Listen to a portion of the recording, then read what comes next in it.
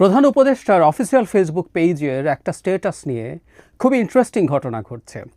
স্ট্যাটাসটার background হচ্ছে জাতীয় ঐক্যমত্য কমিশনের সদস্যরা, সবাই না, তিনজন অন্তত দেখা করেছেন প্রধান উপদেষ্টার সাথে। আমরা জানি রাজনৈতিক দলগুলোর সাথে বিভিন্ন সংস্কার নিয়ে ঐক্যমত্য সৃষ্টির উদ্দেশ্যে একটা ঐক্যমত্য কমিশন তৈরি করা হয়েছে, যেটার চেয়ারপারসন আমাদের প্রধান উপদেষ্টা নিজে, এবং সেটা সহসভাপতি হচ্ছেন জনাব আলী রিয়াজ, এবং সদস্য ডক্টর বদিউল আলম মজুমদার। এ দুজন তার সাথে দেখা করেছে এবং বিশেষ সহকারী মনির হায়দার উপস্থিত ছিলেন। এখানকার বক্তব্য হচ্ছে তাদের সাথে বৈঠকের সময় তারা কোন কোন দলের সাথে তারা বৈঠক করেছেন সেটা নিয়ে আপডেট জানিয়েছেন প্রধান উপদেষ্টাকে।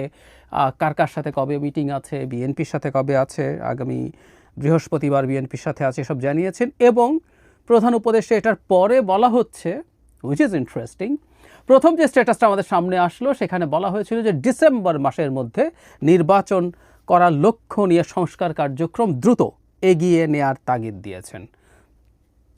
পরে যেটা দাঁড়ালো, একটা সংশোধনী দেয়া হয়েছে সেই স্ট্যাটাসে, আমি একটু পড়ি। ইতোপূর্বে ঐক্যমত্য কমিশনের দেয়া প্রেস নোটে ভুলবশত কেবল ডিসেম্বর মাসের কথা উল্লেখ করা হয়েছিল। প্রকৃতপক্ষে বৈঠকে প্রধান উপদেষ্টা জাতীয় ঐক্যমত্য কমিশনের চেয়ারম্যান আগামী ডিসেম্বর থেকে ২৬ সালের জুন মাসের মধ্যে জাতীয় নির্বাচনের লক্ষ্য নিয়ে সংস্কার কার্যক্রম এগিয়ে নেওয়ার তাগিদ দেন।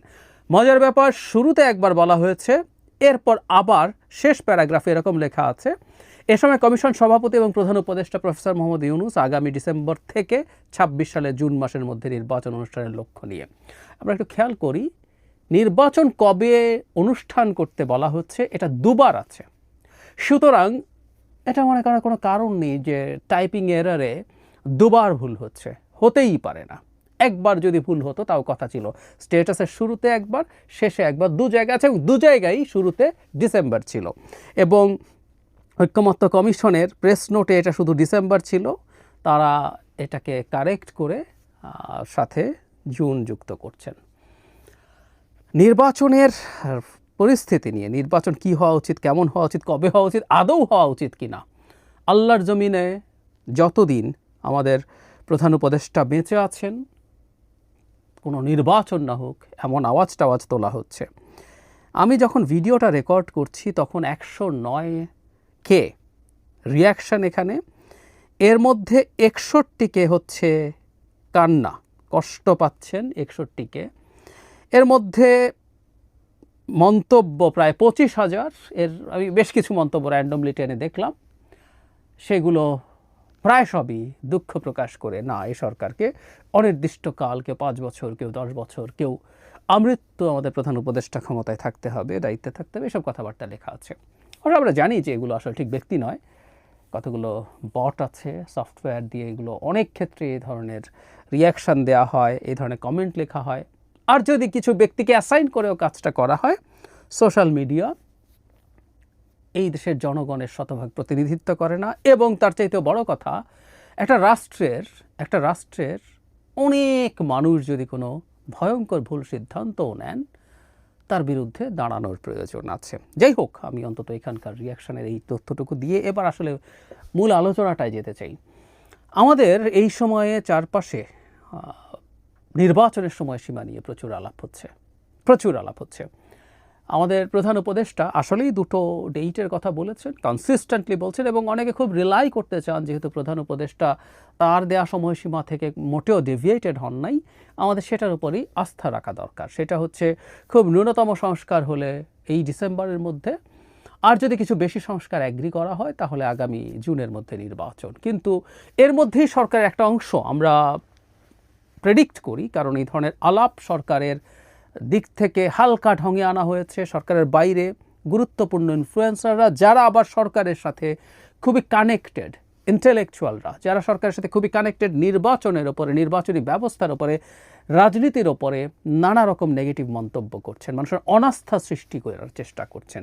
সো এই ধরনের ঘটনা যখন ঘটে, সেই প্রেক্ষাপটে প্রধান উপদেষ্টা ডিসেম্বরে নির্বাচনের কথা বলেছেন, আমার কাছে এটা মনে হয়। কারণ হলো, আমরা শুরু থেকে একটা কথা বলেছি, আমাদের প্রধান উপদেষ্টা দায়িত্ব নিয়ে আসলে আমাদেরকে উদ্ধার করেছেন। বাংলাদেশের প্রধান উপদেষ্টা হয়ে উনি নতুন করে কোনো কিছু অর্জন করেননি। উনি সারা জীবনে ওনার যা অর্জন, বৈশ্বিক মানদণ্ডে ওনার যে অবস্থান, সেই অবস্থানের পর বাংলাদেশের প্রধান উপদেষ্টা হয়ে রাদার তিনি সমালোচনার মধ্যেই ঢুকবেন। কারণ এত জটিল একটা দেশ এবং শেখ হাসিনার পরে যে ধ্বংসপ্রাপ্ত দেশটার দায়িত্ব তিনি নিয়েছেন, চাইলেও সর্বশক্তি দিয়েও মানুষের সন্তুষ্টি অর্জন করে কাজ করা কঠিন বা প্রায় অসম্ভব।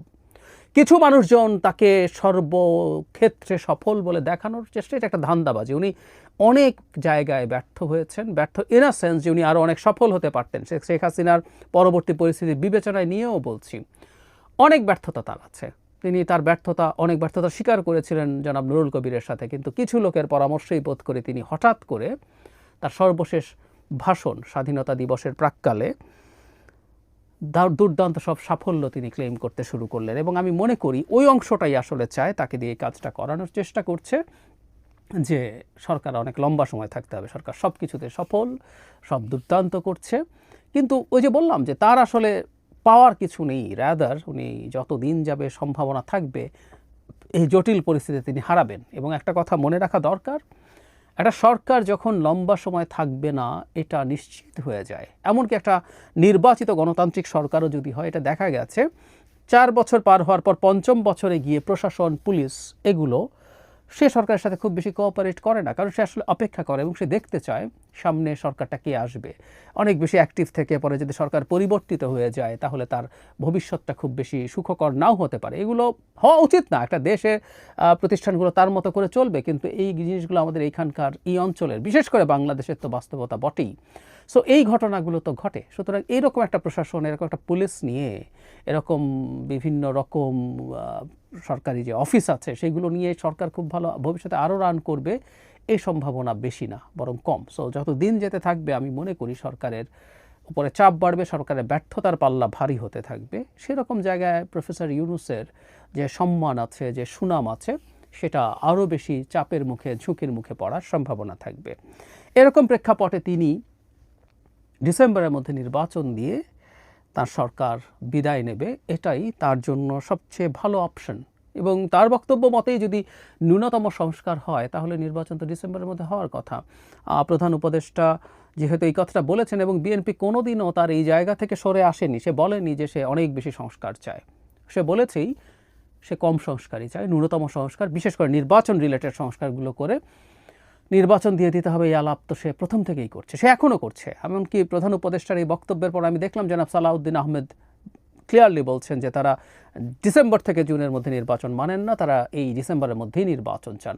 বিএনপি যতটুকু সংস্কার চায় বা কম সংস্কার চায় সেটা নিয়ে যে কেউ সমালোচনা করতে পারেন, এটা নিয়ে রাজনীতি করতে পারেন। আমি কয়েকদিন আগেই প্রথম আলোতে একটা কলামে লিখেছিলাম, সংস্কারটা রাজনীতির এজেন্ডা হয়ে যাক, আমি খুব মন থেকে চাই, আমি খুবই মন থেকে চাই, কারণ এটার মাধ্যমেই সমাজে আস্তে আস্তে সংস্কার জিনিসটা আরও শক্ত ভিত্তি পাবে। বিএনপি চায় না এটা নিয়ে বিরোধী যারা বিএনপির বিরুদ্ধে রাজনীতি করছে, এনসিপি এখন সংস্কারকে অনেক বড় গুরুত্ব দিয়ে প্রচার করছে, তারা সেটা নিয়ে রাজনীতি করুক, বিএনপির সমালোচনা করতে পারুক, সমালোচনা করে বিএনপির বিরুদ্ধে জনগণকে নিয়ে যাওয়ার চেষ্টা করুক, তাদের বিরুদ্ধে ভোট দেওয়াতে চেষ্টা করুক।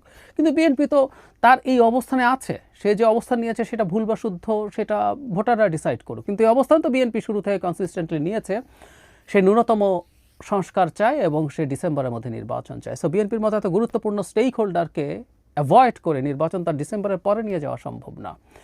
তাহলে কেন এখনও জুনের আলাপটা আসছে? আমি আজকে প্রথম যখন এই স্ট্যাটাসটা দেখেছি আমার কাছে তখন এটাই মনে হয়েছিল যে সরকারের তো আসলে মানে প্রধান উপদেষ্টা যদি এটা বলে থাকেন, এখানে ওনার বরাতে কথাটা বলা হয়েছে, তাহলে আমার কাছে মনে হলো যে ফাইনালি সব রকম জল্পনা কল্পনা, সব রকম ষড়যন্ত্রে তিনি জল ঢেলে দিলেন ডিসেম্বরের মধ্যে নির্বাচন হওয়া নিয়ে। কিন্তু দেখা গেল সেটাও আমি ধারণা করি যে গ্রুপটা নির্বাচনকে পিছিয়ে যেতে চায়, তারাই এখন আবার কথা বলে এই জিনিসটা পরিবর্তন করেছে। কারণ এখানে প্রেস নোটে ঐক্যমত্য কমিশনের যে 3 গুরুত্বপূর্ণ সদস্য গিয়েছিলেন, প্রফেসর আলী রিয়াজ, ডক্টর বদিউল আলম মজুমদার এবং জনাব মঈন হায়দার, 3 জনকেই ব্যক্তিগতভাবে আমি চিনি, তাদের সাথে আমার যথেষ্ট যোগাযোগ আছে। আমি এটা ভেরিফাই করতে যাচ্ছি না, যাবও না, কারণ অফিসিয়াল যে স্টেটমেন্ট আছে সেটা যেহেতু তারা দিয়েছিলেন এবং এই মানুষগুলো প্রধান উপদেষ্টার সাথে কথা বলে তারা সেগুলো ঠিকঠাক মতো বুঝতে পারেন নাই, না বুঝে তারা ডিসেম্বর লিখে দিয়েছেন, বা প্রধান উপদেষ্টা ডিসেম্বর থেকে জুন বলেছে, তারা ইচ্ছে করে ডিসেম্বর লিখে দিচ্ছেন, এটা হওয়ার কোনো কারণ নেই। সেজন্য আমি মনে করি প্রধান উপদেষ্টা ডিসেম্বরের কথাই বলেছিলেন। অহেতুক এখন আবার সেই জুন যুক্ত করা হচ্ছে এবং পরবর্তীতে আমি ধারণা করি সেই আলাপটা আবার আনার চেষ্টা হবে। ফাইনালি বটম লাইন আমার কাছে যেটা, সেটা হচ্ছে আমার মনে হয় প্রধান উপদেষ্টার এখন নিজ মুখে আর আসলে খুব বেশি সময় নেওয়া উচিত না, নির্বাচন এই বছর ডিসেম্বরের মধ্যে হবে, এই ধরনের একটা ঘোষণা তার মুখ থেকে স্পষ্টভাবে আসা উচিত। আমি আগে একদিন বলেছিলাম এবং আমি এই প্রশ্নটা জিজ্ঞেস করছি সরকারের সংশ্লিষ্টদেরকে, যদি বেশি সংস্কারও মানে তাহলে আসলে 6 মাস বেশি সময় কেন লাগবে, আমি এই ব্যাখ্যাটা খুঁজে পাই না। বিস্তারিত একটা ভিডিও করেছিলাম, আর দুটো বাক্য বলে শেষ করি। সব দল যদি সব সংস্কারও মেনে নেয়, আইনের সংস্কারগুলো হতে, আইন পরিবর্তন করতে খুব বেশি সময় লাগবে না। আর সংবিধানের ব্যাপারে কী সিদ্ধান্ত হবে সেটা পরবর্তী সিদ্ধান্ত অনুযায়ী নির্বাচন, সেটা যদি সবাই মিলে সিদ্ধান্ত নেয় গণপরিষদ হবে তো গণপরিষদ হবে, সবাই যদি সিদ্ধান্ত নেয় সংবিধানের সংস্কারগুলো পরবর্তী সংসদ 2/3 মেজরিটি দিয়ে করবে তাই হবে। তার কেউ যদি মনে করে 70-এর মতো উভয় সংসদ হবে, গণপরিষদ এবং সংসদ একসাথে, সেগুলো তো সংসদের পরের কথা, নির্বাচনের পরের কথা। আইনগুলো তো এই বাকি সময়ের মধ্যে খুব ইজিলি করে ফেলা যায়। তো সুতরাং কম হোক বেশি হোক, সংস্কার যে পরিমাণই হোক না কেন, আমি মনে করি এই বছরের নির্বাচন হয়ে যেতে কোনো রকম কোনো বাধা নেই। প্রধান উপদেষ্টার উচিত তার নিজের বয়ানে, তার নিজের বক্তব্যে এই ডিসেম্বরের অপশনটাকে স্পষ্ট করে ফেলা।